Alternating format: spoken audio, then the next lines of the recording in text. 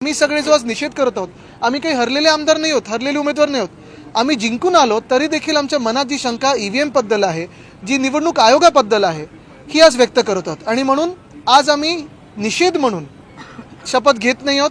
जनतेचा मान राखून, जनतेच्या मनात जे शंका आहेत त्याचा मान राखून आम्ही आज शपथ घेत नाही आहोत. महत्त्वाची गोष्ट हीच ठरेल की लोकशाहीचा जो लॉंग मार्च आहे, लोकशाहीचा जो आपण पाहत असाल एक मोर्चा आम्ही हाती घेणार आहोत, इथपासून सुरुवात होते.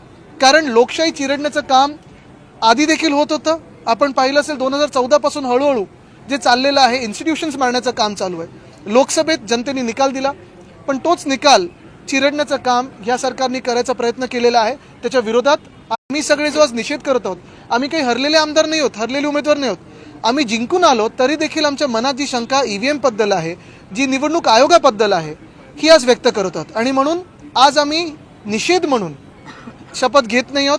जनतेचा मान राखून, जनतेच्या मनात जे शंका आहेत त्याचा मान राखून आम्ही आज शपथ घेत नाही आहोत.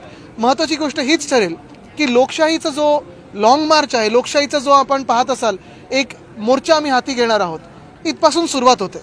कारण लोकशाही चिरडण्याचं काम आधी देखील होत होतं. आपण पाहिलं असेल 2014 पासून हळूहळू जे चाललेलं आहे, इन्स्टिट्यूशन्स मारण्याचं काम चालू आहे. लोकसभेत जनतेने निकाल दिला, पण तोच निकाल चिरडण्याचं काम ह्या सरकारने करायचा प्रयत्न केलेला आहे. त्याच्या विरोधात